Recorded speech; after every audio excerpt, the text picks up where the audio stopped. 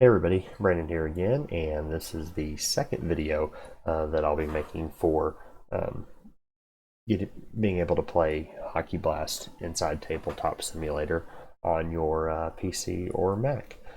So this tutorial is going to be all about importing cards into the existing module. My last video was more about getting the module loaded and how to kind of play around with it and everything. This is going to be the meat of it, getting your cards into the game because those are a very crucial part of the game. So what we'll do first is we're just going to go ahead and download one of the free roster PDFs that are on Play.com's website. And I've decided I want to go ahead and start with the Canada Cup team. So we're going to go ahead and open it up, and then I'm going to actually go ahead and save it to my hard drive here, and we'll save it with all my other PDFs. Oh, actually, I think I already have it, so that's fine. We'll just replace it and we'll be okay. Okay, now for purposes of doing this, you do need some knowledge of image editing in an image editing program such as Photoshop or GIMP. I will be using Photoshop CS6, not the newest version, but also not the oldest version. But a GIMP is out there that is free and functions similar. I don't have any experience with it, so basically everything I'll be showing you inside of Photoshop, and hopefully you can figure out how in your particular image editing program to do the things. It's pretty basic stuff that we're going to do, but one of the things that I know Photoshop will do that I'm not sure others will is you can open a PDF directly inside of Photoshop and begin to go ahead and edit it as a rasterized image. I recommend doing this for your PDFs because generally PDFs are very high resolution. If the text isn't already pre-rasterized, then it's generally a high-res scan. Like I know, I'm transcribing all the franchise greats from the paper cards that I ordered from Play.com to Andy Lewis's Excel template. Well, from Excel, I can then save it as a PDF, and then take that PDF into Photoshop and trim it down to where I can put it into cards. And the text stays really high resolution and really clean looking. The PDFs that I got from Play.com, the international grades and great teams and everything, those are just very high resolution image scans, but they still work perfectly. They're high enough resolution to where once you kind of cut them down and everything, they look really good on the table. So we're going to go ahead and find that PDF that I just downloaded. So here we've got the Canada Cup PDF. We're just going to go ahead and open it, and it's going to bring up a dialog box when you try to open it up into Photoshop.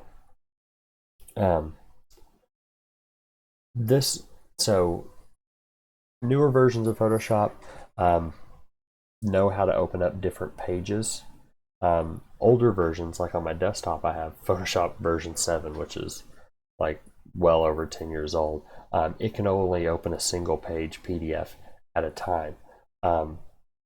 So what you have to do is you basically have to use some kind of PDF editor to break it into individual files. This one, it knows to do it. So basically, it's pretty self-explanatory. You're just going to go, or not self-explanatory, but it's pretty well set up the way you need it. You'll see all 6 pages that it has in the PDF, and then what resolution and how big the image is going to be. 300 pixels per inch is a really good resolution for a PDF. That's going to make sure that your text is very crisp and clear. It's going to be a very high res image, but the way we're going to import them into Tabletop Simulator, it's going to be very efficient in how it does that. So we're going to go ahead and leave these settings as it is, and we'll go ahead and click OK. And you'll see it only imported the first page. So if I open it again, believe I can open up multiples. Oh, I needed to have selected multiples, that's why. So I just control-click these to click them all. I forgot to do that part, sorry. And now it's opened an individual image for each of them. Now you'll notice that if you're familiar with Photoshop at all, this checkerboard background means there's a transparent background. This is pretty easy to fix, and we'll go ahead and do that now. I'm going to find there's the Canadian team. There, we'll use the Canadian Canada Cut team because that makes sense.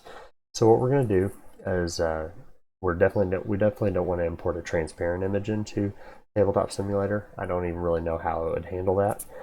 So what we need to do is we need to put a white background behind it. So we're going to create a new layer, and we're going to move it behind the existing layer. The text you're seeing is layer 1. We have layer 2, and I already have white selected in my palette. I'm going to get my paint bucket, and I'm just going to paint that entire background white. There you go. Now it looks proper, normal. I'm going to go back and select this layer because now, from now on, anything I'm going to edit is going to be on this top layer where all the text and everything is. I'm going to go ahead and fit this on my screen, get a little bit bigger so I can work with it. And first thing we're going to do is we're going to crop the image, and I want to crop it to this very outer bounding box of everything. So you can kind of see that there's black surrounding everything. Oh, kind of got it. And you can actually do this in 2 steps. You can crop one edge, and I have it. You can go to image, and then crop. I built a shortcut. It doesn't have a shortcut by default, and I had to build one, so I have a shortcut built as Control-Shift/. Okay, so that basically gets it to where all we have in this image is kind of the card grid. Now the next thing that we have to do for the cards to be very clean looking when we get them in a Tabletop Simulator, we've got to get rid of all these intermediate lines. The reason being is the way it's going to cut the image apart to make the cards. It's going to take one big image. It's going to take all 24 of these cards as one image when you load it into Tabletop Simulator, regardless if you use the cards or not. What we're going to tell Tabletop Simulator is basically how often to cut the page. So, we're going to tell it it's going to be 8 cards wide by 3 cards tall, and it's going to cut it to that proportion, even. So it's not always going to cut exactly where these lines are. So the best thing to do is just to go ahead and get rid of it. And I'm going to start by just working the edges, because you may not be able to see it, but there are lines around the edges. And so I'll just highlight it with my marquee tool and then hit delete. You can see it's actually started to take off some of the other lines that are perpendicular. And we'll just keep going with it. Do all 4 edges. Okay. Do the horizontal arms. Like I said, as long as you're not hitting the text or symbols, you're fine. You're just basically just nuking all these lines in the center here.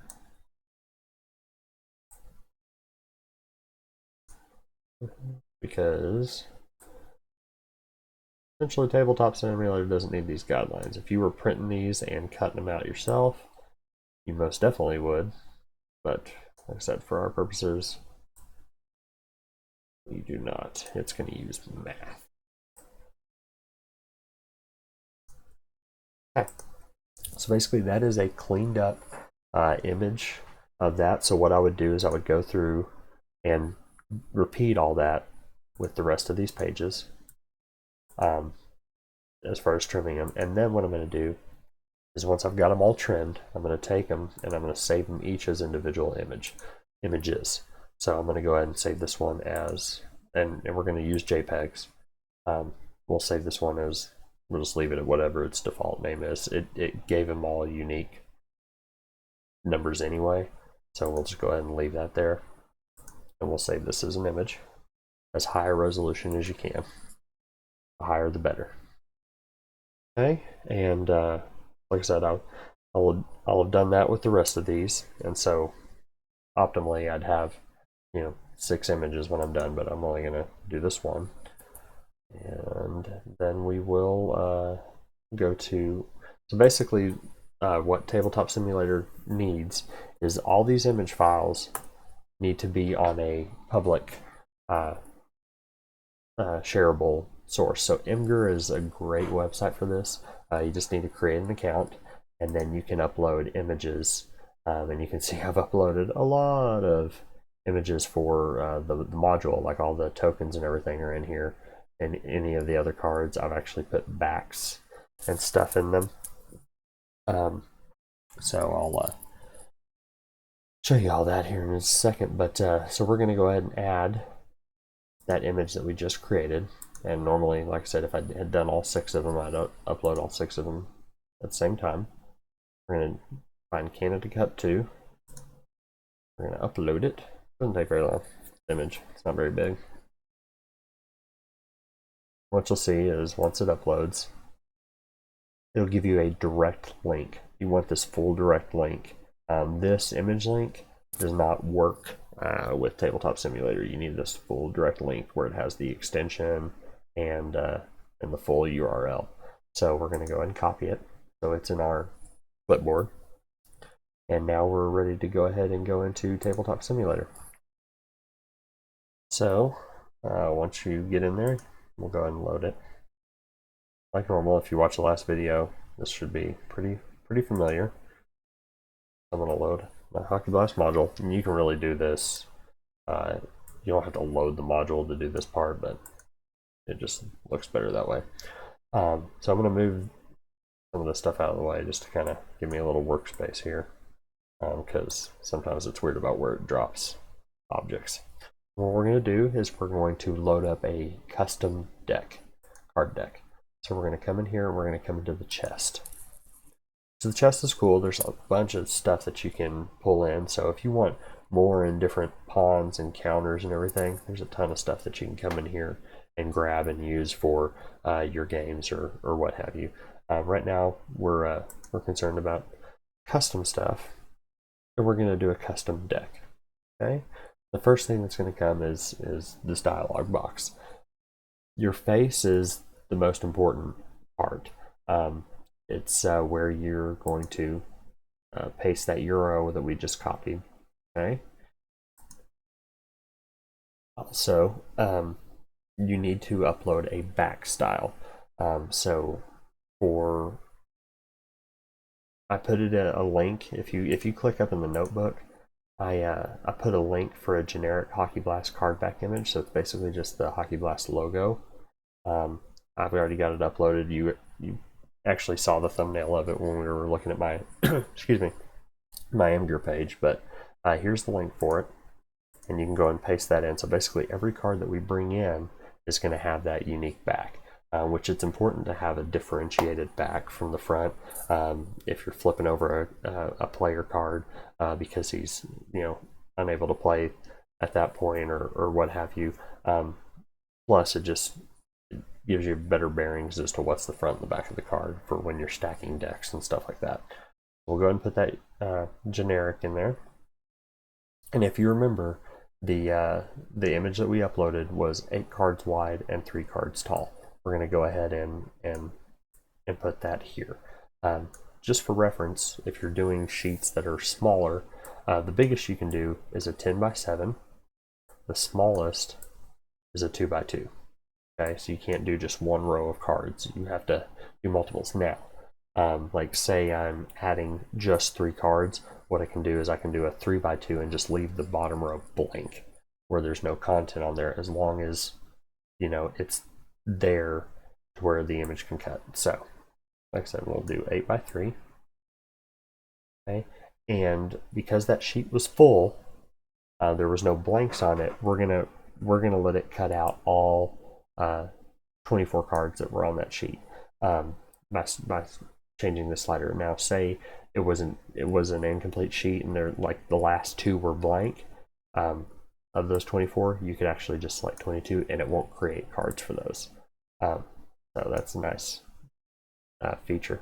And then I always choose this back is hidden. It really doesn't have a lot of bearing in playing Hockey Blast because the player cards don't go into your hand, but in games where you have cards in your hand, like the strategy cards possibly, you basically dictate what it looks like when it's in your hand, what other players see.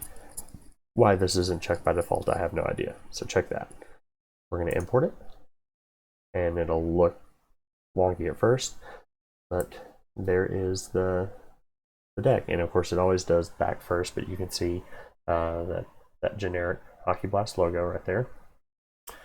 And you can also mouse over and see that there's 24 cards in it. Hitting F flips it over. And so we can see that there's some Czechoslovakian players. And then we get into our Canadian players. And by hitting Alt, we can see previews. We can see that it's pretty clean, readable. However, the cards as they sit on the table, if you've noticed from my previous video, are quite a bit smaller. I don't really know what controls how big they are when they come onto the table. I think it's a default thing, but if you recreate the deck, so I've got all the cards together, and you can resize all the cards simultaneously. So, real quick, I'm gonna cut this deck in half just to show you something here in a second. Lemieux. We used to make fun of him because there was a fight, one of the bench clearing fights between Detroit and Colorado. Shanahan and Claude Lemieux went at it, and it looked like Claude Lemieux was kind of ducking to avoid punches, so we always called him the Turtle. I don't know why that stuck. But anyway, so say I want these cards to kind of fill more of the grid. What I can do is I can mouse over and I can hold on one thing you can do is you can scale it up or down by doing right click and going to the context menu, but it's just a lot easier just to hold the mouse button, or hold the plus button, sorry. And as you do that, it grows. Okay. And now we have a lot larger card that fits the grid better. Now, anytime you're going to import cards, it's probably going to be this default size.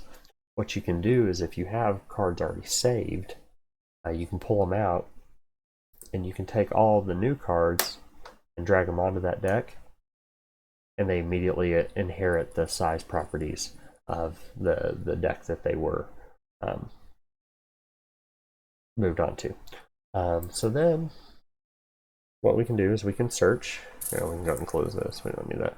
Go ahead and search, and you'll see that all the cards are displayed. So say we want to save just the Canadian team by itself for future use. Normally, if I'm doing an entire set, basically I make each team a deck, and then I save the decks separately. But we'll go ahead and divide the Czechoslovakians. We're to say Czechoslovakia and not just Czech or Slovakian. But that was a long time ago. I think I was 6 when the Canada Cup happened. Mwahaha. I don't even remember it. So, right now we've got just the 20 Canada Cup skaters. If I had done the goalies, I'd add the goalies in this one. And I can even come in here. I can do some pretty interesting things.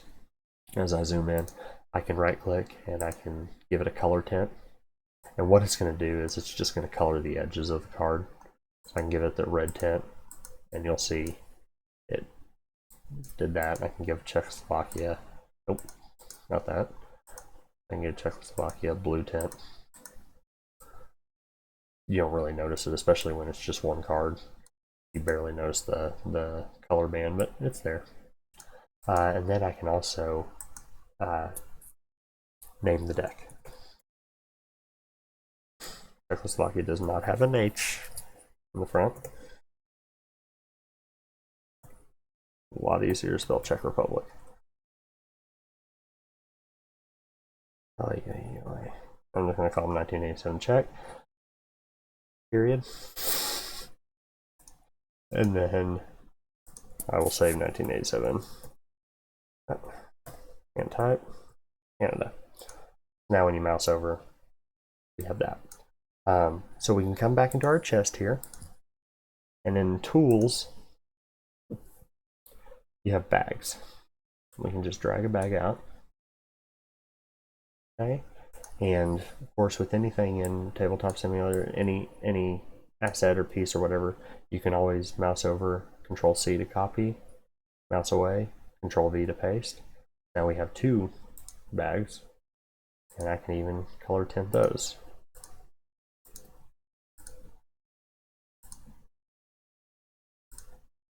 Okay, so we're going to actually just color tint these white. And I'm just going to delete this one because I only needed the 1 bag. And we can go ahead and call it Canada. Nope. Canada up. Basically, the theory would be that all the decks from that set would go into 1 bag. So we drag the Czech cards into there, drag the Canadian cards in there, and when we search, they're inside that bag. It won't generally give you a preview, or at least on my system it won't. But once you get all your teams in there, your set will be complete. Now, what you can do one of 2 things. You can either kind of just take all your bags of all your sets and just kind of line them up or whatever, and then do a save state and save it as your own version of the game, and then you can just access them from there. Or what you can do is you can right click and you can save the object. And so it always defaults the name to whatever bag or whatever name what you're saving has at the time, and then choose which folder you want to save it into, which I play a bunch of different games on Tabletop Simulator, so I have different other folders, but I have a Hockey Blast folder, and I'm just going to save it there. And to create new folders, you come into your saved objects, you can create a folder there. Now I can delete this because it's already saved. If I come back into my saved objects, what you don't want to do is you don't want to click the folder, because what's going to happen is it's going to load everything that you have already saved in there. Like all 6 of these things that I've saved are going to load simultaneously. You don't want to do that. You want to hit the arrow, you want to expand it, and then what you can do is you can either click it and it'll drop it in the middle of the table, or you can drag it and it'll drop it wherever you drag it. So, and you'll see that they are perfect carbon copies of each other. They have the exact same contents. Of course, bags are the exact same way. If you copy and paste them, everything inside of them is in there as well. So that is how you get cards into Tabletop Simulator. So this should help you get started. As of right now, basically, this is what I play with, all these tokens and cards that I already have in, and then I have my physical rule book, action book, and then my score sheet actually sitting on my desk with me. It takes up a lot less real estate. It's a lot easier to switch lines and everything. I really enjoy playing it this way when I want to get a quick game in. My next projects are to get more of everything digital for me personally. This is all I'm ever going to release publicly. Is the board and the counters and everything, and then the tutorials, because cards are intellectual property and the rules and everything, those will always be private. But if you know how to do stuff, you can upload scans of the strategy cards or the rule book or whatever. Again, I would ask, don't disseminate those, maintain those for personal use. because we want more people to support play.com and buy Hockey Blast because it's a fantastic game, and all their other games. So I hope this was helpful. If you have any questions, just message me down in the comments, and hopefully you get your cards all uploaded, and this has given you a new way to play Hockey Blast. Hope you enjoy it, and we'll see you later.